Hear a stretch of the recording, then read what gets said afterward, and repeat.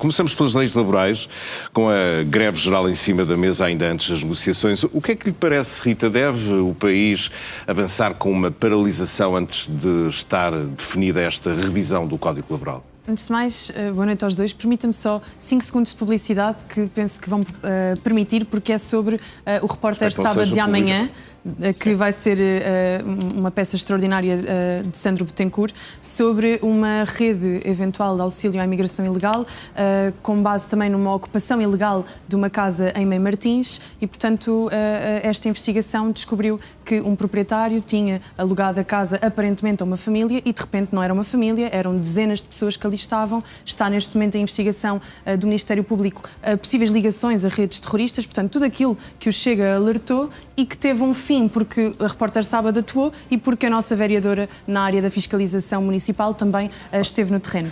Em relação à sua questão... Fica essa promoção feita da reportagem do Repórter Sábado amanhã.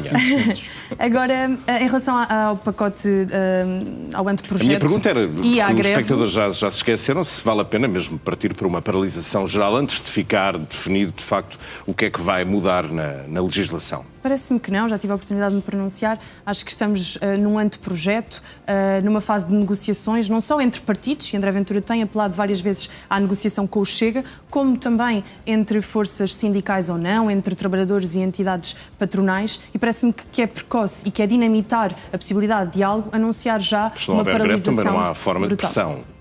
Há outras formas de pressão. Olha, o Chega está a fazer pressão, está a dizer que não vai aprovar este pacote se mantiverem algumas propostas, por exemplo, as que atentam aos direitos das mulheres. É chocante um governo propor-se a reduzir o número de horas de amamentação, obrigar a entrega de um documento por parte do médico, que é ridículo, e mais ridículo ainda é mexer naquilo que são as garantias para mães que estão a viver um luto depois de uma perda gestacional. E, portanto, o Chega já traçou algumas linhas. Isto é uma forma de negociação possível. Espero que o Partido Socialista também traga propostas válidas nesta matéria e, acima de tudo, que não caiamos na chantagem da extrema-esquerda, que quer apenas dar um ar da sua graça, uma vez que perdeu o palco nacional que tinha. O GT e a CGTP de acordo quanto à greve, os potenciais elegíveis como Presidentes da República, enfim, todos a pensar o mesmo, pelo menos aqueles que foram ouvidos. Se a UGT não estiver de acordo com a revisão laboral, a lei não será promulgada. Como é que acha que tudo isto vai ficar, Bruno? Antes de mais, boa noite aos dois, boa noite a quem nos acompanha. Os meus 5 segundos não serão de publicidade, mas para assinalar que esta semana tivemos o Governo da República a anunciar o maior investimento de sempre em Portugal, que era, aliás, o investimento já anunciado por António Costa, e que há precisamente 2 anos, a quando de um caso judicial, depois conhecido como Operação Influencer, fez cair um Governo da República. Ora, passado 2 anos, não só temos novamente o maior investimento de sempre, já agora com este governo ratificando a estratégia correta que tinha sido feita, mas mais escandaloso para mim é todas as notícias a que nós assistimos durante esta semana e que nos revelam que não só não há uma acusação, não só não há direito à consulta de processos, mas pior, os portugueses, passado 2 anos, ainda não sabem porque é que o Governo da República se demitiu como se demitiu e como é que isso aconteceu. Em segundo lugar, está pior e tudo. Sobre a lei laboral. Eu não gostava, ou seja, li o anteprojeto.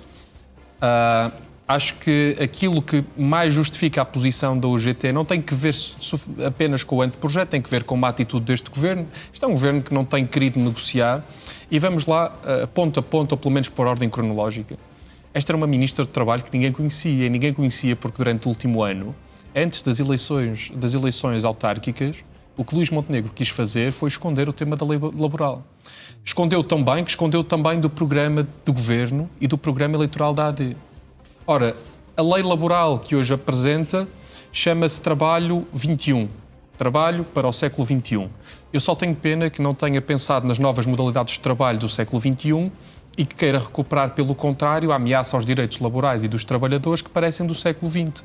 Ora, Luís Montenegro e o governo... Diga-me uma coisa que para si não seja admissível naquilo que se prepara... Sim, algumas que a Rita inclusive mencionou, sobre o direito às mães, o direito à amamentação e o respeito, não só pelo luto gestacional, mas o respeito pela maternidade, o respeito pela natalidade também, que é uma política que este governo infelizmente não tem seguido. Em segundo lugar, a indiscricionariedade de toda esta lei. Ora, se o Governo quisesse mesmo preparar o futuro, prepararia no domínio da inteligência artificial, da quantum, todas as tecnologias e prepararia, sobretudo, entendendo que os novos mercados de trabalho exigem novas modalidades de trabalho e não apenas recuperando aquelas que já existem. E as novas regras são omissas. É exatamente o contrário, é que o Governo não aponta nenhum caminho de futuro. Olha, podia apontar o caminho de como é que as empresas vão ter maior participação dos trabalhadores, como acontece nos Estados Unidos, nas grandes tecnológicas. Como é que a sindicalização vai ser mais efetiva e vai proteger mais o trabalho coletivo, a contratação coletiva e o trabalho individual. Ao contrário disso, o que o Governo nos traz são medidas que nós já conhecemos, infelizmente, do último Governo da Aliança Democrática, o último Governo PSD-CDS liderado por Passos Coelho, e são quais? Mas aí são o aumento, deixe-me terminar, por favor, Rita, que eu acho que isto é mais importante para quem nos acompanha.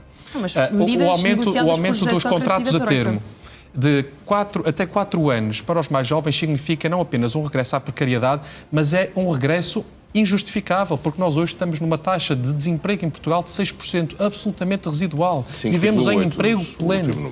Em segundo lugar, aquilo que o Governo faz, além dessa subida, há 2 pontos que para mim são essenciais e um que eu entendo, outro que não consigo acompanhar.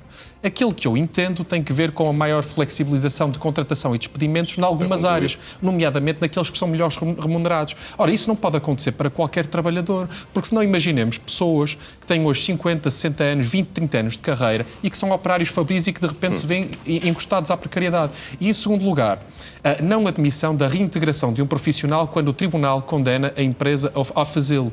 Ora, o Governo até podia dizer, bem, nós entendemos que este precedente não é positivo para a empresa porque gera uma entropia, mas então qual é a proteção do trabalhador?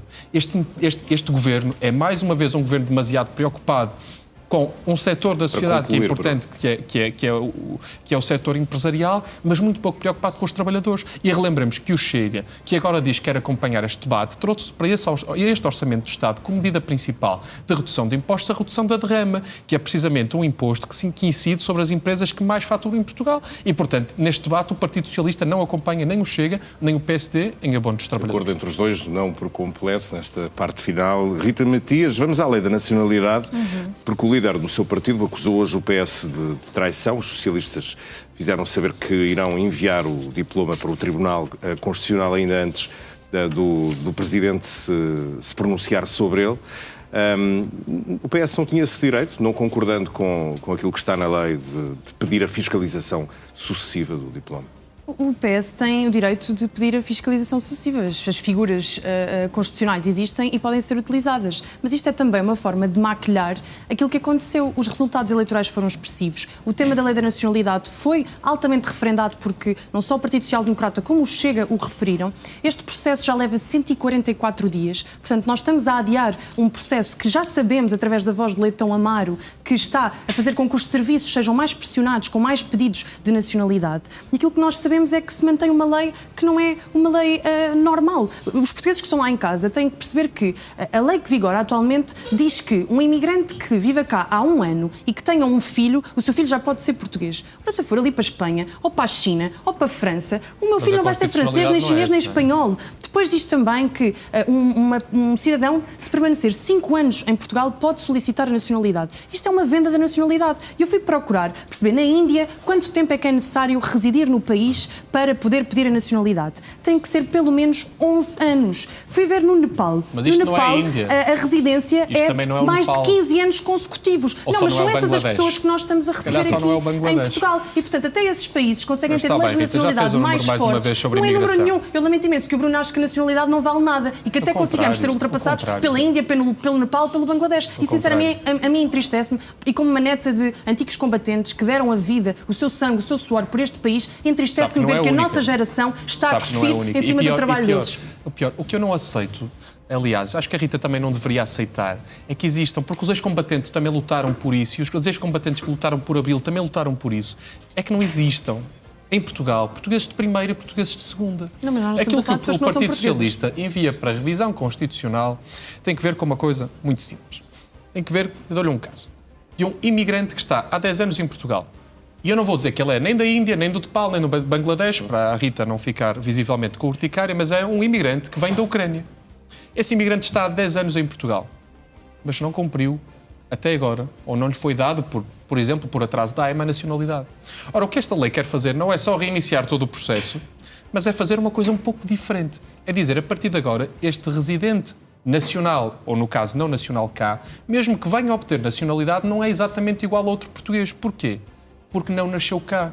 E, portanto, se cometer um crime, vai perder a nacionalidade. Mas se um português... Imagine, se violou uma mulher, se matou uma pessoa... então, ai, coitadinho. Nada disso, Rita, deixa-me concluir. Mas aquilo que o Chega quer estabelecer é que para estes perdem a nacionalidade. Mas os portugueses, nascidos em Portugal, que violam, que não são coitadinhos, olha, não perdem nacionalidade. quimicamente, prisão perpétua mas não com perdem eles. nacionalidade. Claro, o que seria, portanto, iam ser o quê? Alemães? Do Bangladesh? Não, nós não podemos tirar aquilo que infelizmente nasceu cá. Então está-me a dar toda a razão. Não estou a dar toda a razão. A partir do momento que somos, temos a nossa nacionalidade... Vá ler o parecer do professor Paulo Otero. Deixe-me concluir. A partir do momento que nós temos nacionalidade portuguesa, nós somos todos portugueses. Não somos todos portugueses. Nós partilhamos uma pessoa que chegou mais tarde portuguesa. tem que viver como deve ser. Se não se portar bem, perde a nacionalidade. Desculpa, Rita, a partir do momento que nós comungamos da nossa nacionalidade, nós estamos obrigados, perante a Constituição portuguesa, a cumprir um conjunto de normas. E, portanto, há algo que nos une. E para a Rita, que é tão patriota, patriotas esses que se unem pela nacionalidade, parece-me um pouco até desrespeituoso desconsiderar não só a Constituição da República Portuguesa, mas um elemento central que é a nacionalidade.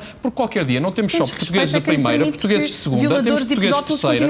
Qualquer dia, um imigrante que chegue é o português de terceira, um que nasce em Vilar Formoso, que até é uma região do interior, olha, se calhar é um português de quarta, e eu que nasci em Braga posso ser um português de quinta. Este é um precedente. Não consegue perceber a diferença de um português originário e de outros?